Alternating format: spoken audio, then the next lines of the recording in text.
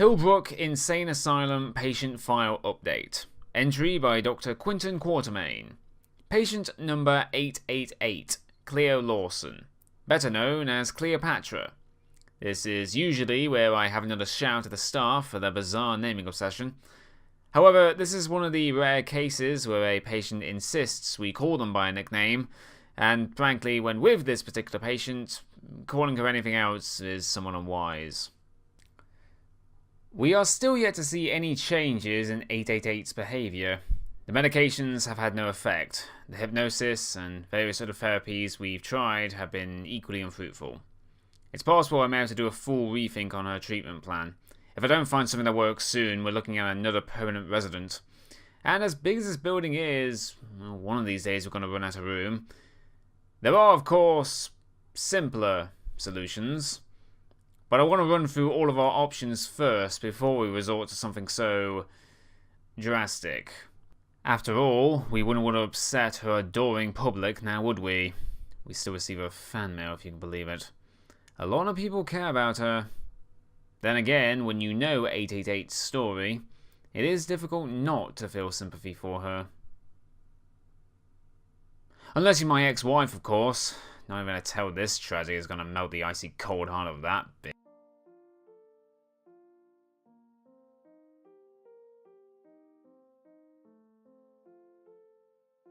Cleo Lawson was like most other kids her age, an awkward little child unsure of her place in the world. She wanted to get into sports, but her lack of self-confidence made it hard for her to stand out, often getting left on the bench. Cleo combated this assertiveness problem with, of all things, history. She spent hours in the library reading up on inspiring figures, Joan of Arc, Amelia Earhart, all the greats. But there was one in particular that always captivated her interest above the rest.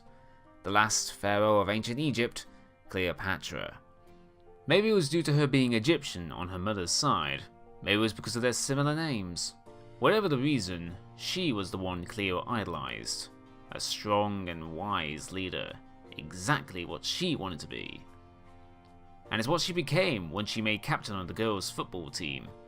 Her strategic planning and coordination led them to many victories and even a couple of titles. Might have gone pro had things turned out differently. Cleo became quite the popular figure in high school.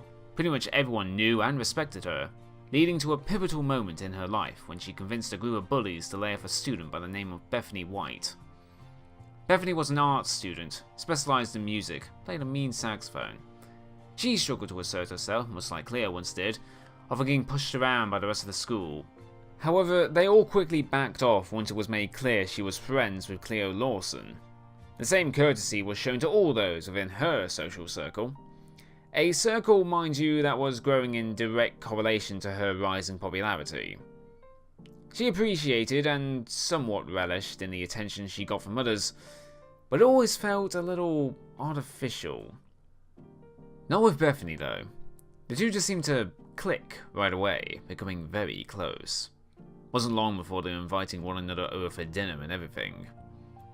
Cleo was glad to find someone who liked her for her, not for the game she won. Bethany at first was just happy to find someone who didn't treat her like dirt, but over time grew to care for Cleo as well. She was kind, witty, and always up for some fun. Her being a fellow jazz fan didn't hurt matters either. They were the best of friends for ages, but that all changed one New Year's Day. The two had been out in the town, enjoying some of the parties, but eventually Bethany felt it was getting a little too crazy for her. So she and Cleo headed for a secluded hill to watch the fireworks. As the town down below rang in the start of another year, and the sky above danced with light, Bethany did something uncharacteristically bold. She kissed Cleo. It was sudden, unplanned, and brief, as upon seeing the surprised expression on Cleo's face, she pulled back before saying sorry repeatedly. After getting over the initial shock, Cleo simply replied, "What for?" Hey, I never said it was a bad change. That comes later. While this marked when the two became a couple, they kept their relationship quiet for the most part. After all, the area they lived in wasn't exactly forward-thinking, let's put it that way. Still, they felt the need to tell their parents. Cleo's folks were surprised, but fairly understanding. Besides, they'd met Bethany, thought she was lovely. In the end, they were quite happy about them being together. Bethany's parents were another story. They were an old-fashioned pair, more concerned with their social standing than they were their daughter's happiness. They tried to break up the relationship, forbidding Bethany from seeing Cleo, but Bethany disobeyed. Good on her. But this led to her parents doing something more drastic. For two people so archaic, it's frankly surprising they even knew what social media was, let alone how to out someone on it. But yes, them outing Cleo, knowing full well what would happen, was the last straw for Bethany. She ran out on them, seeking refuge with Cleo's family, something they were perfectly willing to offer, but did nothing to stop the harassment they were now receiving. It even cost Cleo her football career, most scouts having lost interest in her so as to avoid potential complications, as they called it. But Cleo still had another path, one she'd been considering for some time now.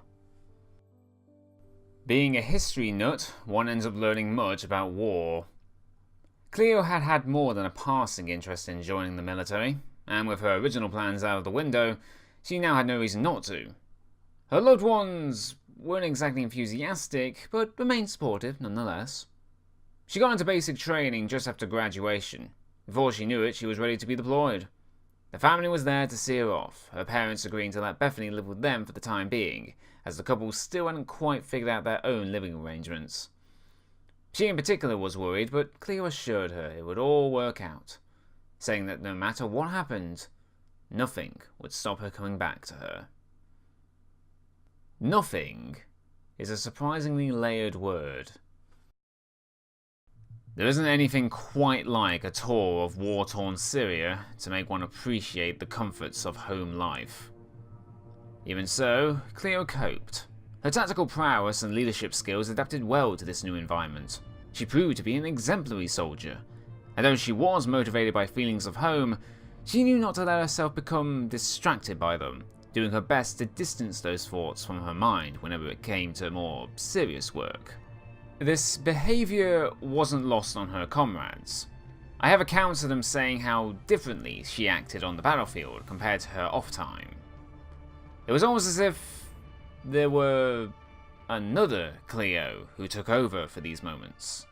A Cleo who was colder and more disciplined, but yet at the same time wiser, more logical, unfazed by the harshness of war.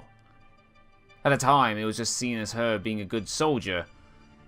Looking back on it now, however, well, let's just say it explains some things.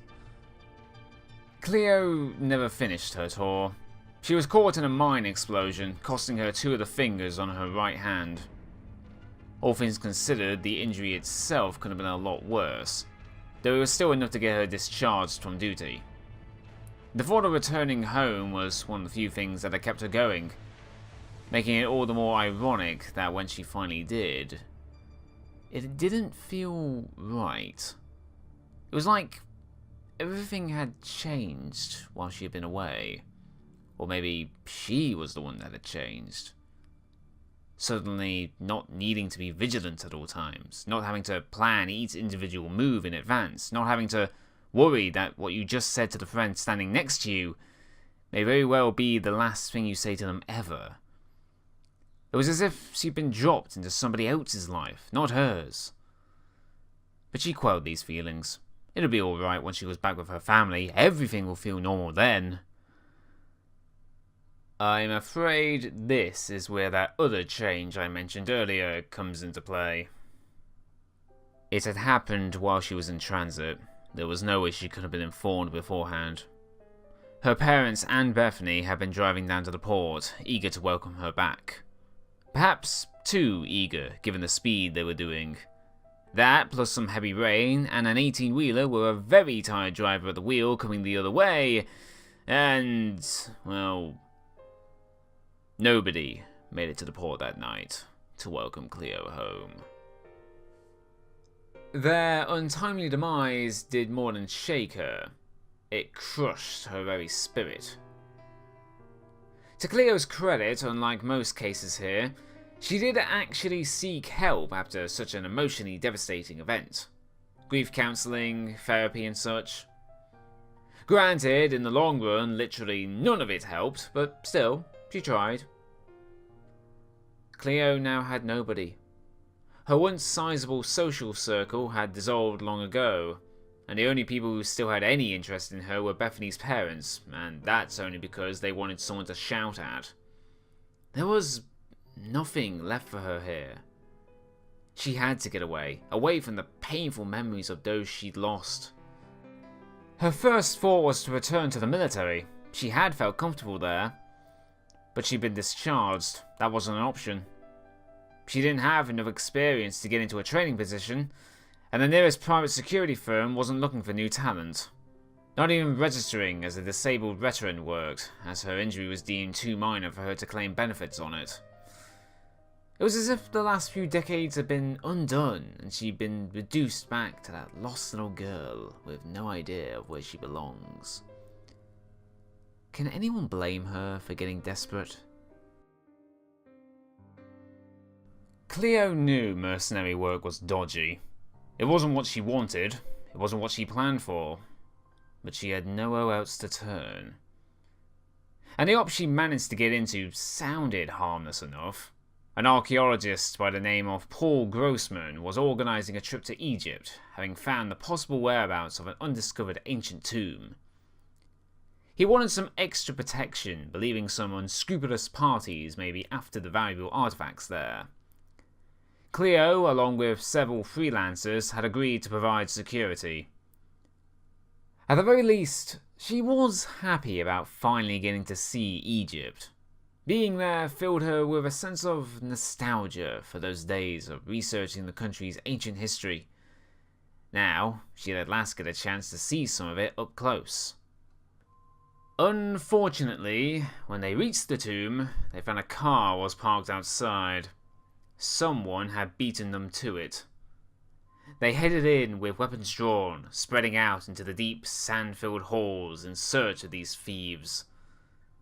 Alone for a moment, Cleo contemplated that last point. If Grossman was the only one who knew where this place was, how could they have gotten there before them? This train of thought was derailed by the sounds of gunfire and the wails of pain echoing from deeper within. Following them, she arrived just as the screaming stopped. Laying in a mix of sand and their own blood were the bodies of these supposed thieves. The middle-aged man in the leather jacket? Possibly.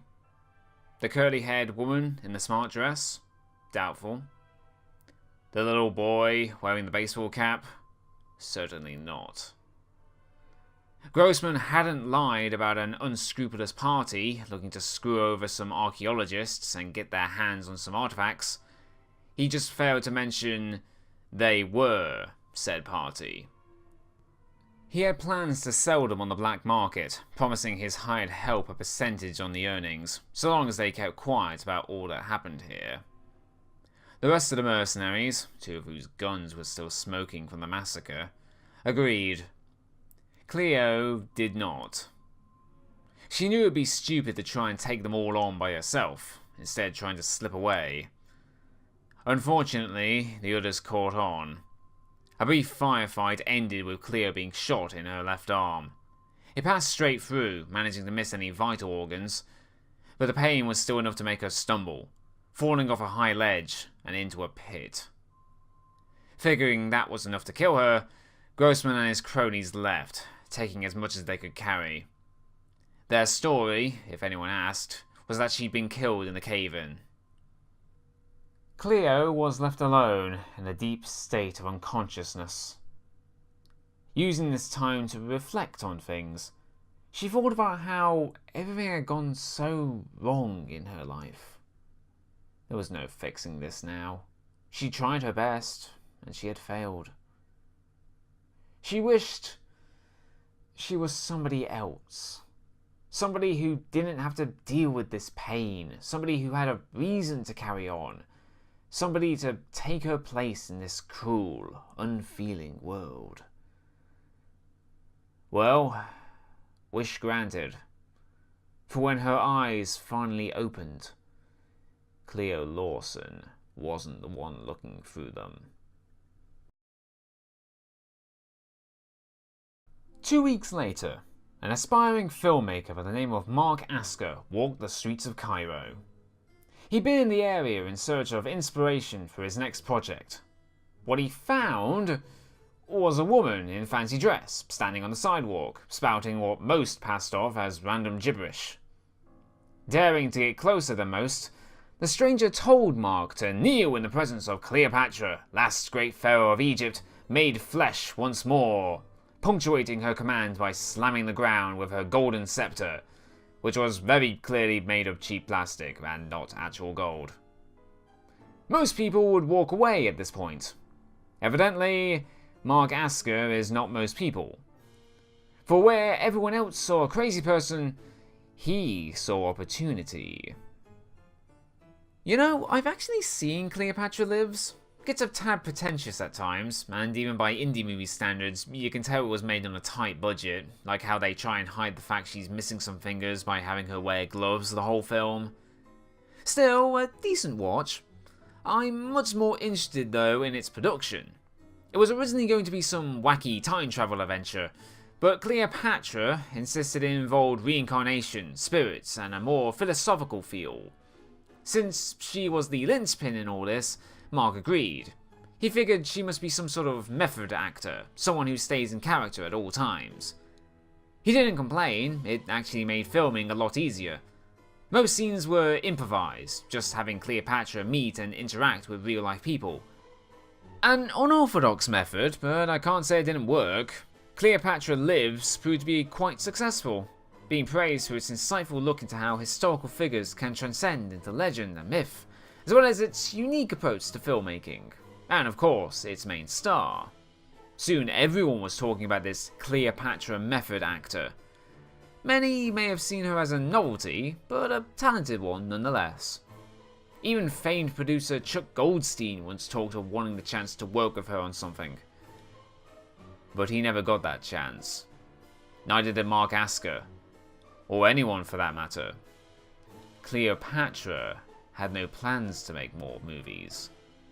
This one had done its job. The psychosis of Cleopatra is quite fascinating. She remains aware of Cleo Lawson, knows who she was, even feels sympathy for her plight. But only in the sense that she is someone who has passed on, giving up her mortal form so that she may live again. She is fully convinced that she is the pharaoh reborn. And what is a pharaoh without a kingdom? Egypt had moved on without her, so she would have to start fresh. Cleo Lawson once had the public's adoration, and she squandered it. Cleopatra wasn't going to make the same mistake. Capitalizing on her newfound popularity, she appealed to her fans to join her in a project of her own, a new kingdom, a new Egypt, set up in the ruins of the old one, specifically the tomb where that unpleasantness had happened. She claimed it was a focal point between the land of the living and the realm of the dead. It was a place for those who were unhappy with their lives, with modern society. If you felt there was no point in carrying on, you could come here, let your immortal soul pass on, and leave your body for a citizen of old Egypt to inhabit, just as was done with Cleopatra, who all the while would lead the formation of this kingdom as its unquestioned ruler. At first, there was just the typical overzealous fans and some curious journalists, but as time passed, the movement grew. More and more people came wishing to leave this plane of existence and let someone else take their place. You'll be surprised just how many people are looking for a reason to reject reality.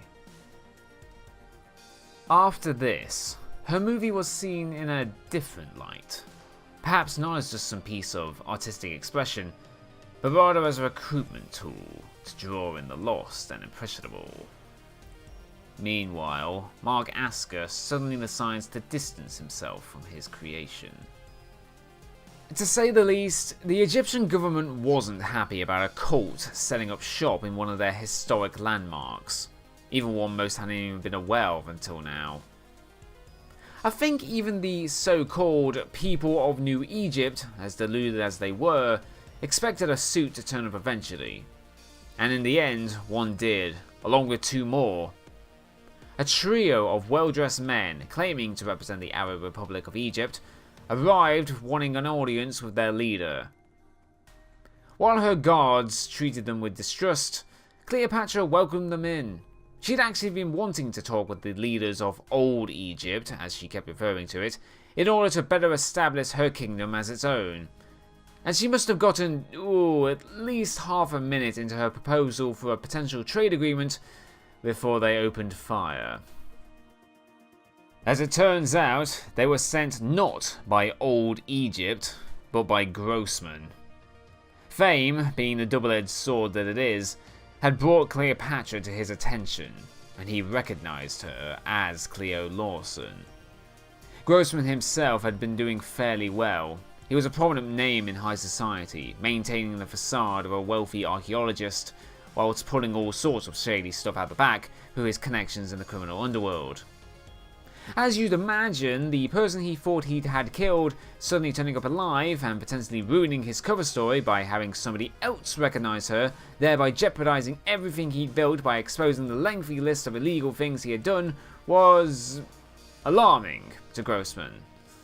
He had to have her phased out. With her being the head of a now very large group, he anticipated that her assassination would be met with a very strong response from her followers. Hence why he sent 3 assassins instead of 1. Days passed and he got no word back from them. Bit concerning, but hey, if they were dead, he wouldn't have to pay them. Grossman was confident that once again, he'd gotten off scot-free. A week later, that confidence waned. One night, he received a report that the warehouse where he operated much of his illegal trading had been attacked. Not by police, but by some kind of mob, a horde of strangers that simply overwhelmed the building with sheer numbers, destroying the merchandise and gravely injuring Grossman's people. Then he got a report of a similar incident from another location, and then another, and then another, a series of simultaneous strikes against his empire. Even his more legitimate operations, the fancy restaurant he owned 2 blocks away, the gallery where he showed off the artifacts he collected. If it had Paul Grossman's name on it, publicly or otherwise, it was a target. It was clear these people weren't just some angry group of rioters. They were coordinated and prepared to a military grade. The attacks brought about a police investigation that scared away many of Grossman's criminal cohorts, and caused his chums in high society to distance themselves from him.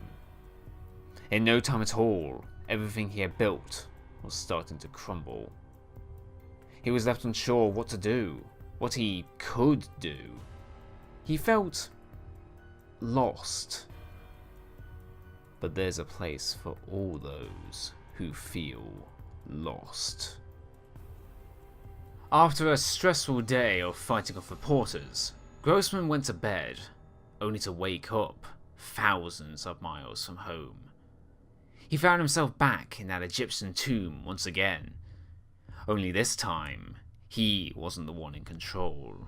That honor fell to the very much still alive and none too pleased looking Cleopatra. The assassination had failed, one of Cleopatra's loyal advisors having took the fatal hit for her. Once they were restrained, her would-be attackers were persuaded into giving up their employer's name. Cleopatra revealed that, ironically, had Grossman done nothing, she would have left him be. After all, it was Cleo Lawson he had wronged, not her. But this? The death of one of her subjects? She had to retaliate. That had been an act of war. A war she had very efficiently won through her own vast connections. But Cleopatra was still willing to show mercy. After all, the life of Paul Grossman was now worthless. He could simply move on, like they had done. She had given the assassins he hired the same choice, and since they were nowhere to be found in the room, Grossman could guess what the other option was. He agreed to join the cult, if only to buy himself time to figure a way out. The people rejoiced, ushering him deeper into the tomb to begin. Cleopatra explained that all the people of New Egypt went through the same process. To become one of the people, one must endure the sands of pain. Through them, your soul is ripped from your mortal form, allowed to transcend, while your body's new host crawls out, to begin their life anew. It was then when Grossman really read the room. The injuries on Cleopatra's acolytes, more prominent on the newer editions. The other shoe dropped when they arrived at where this process was to take place.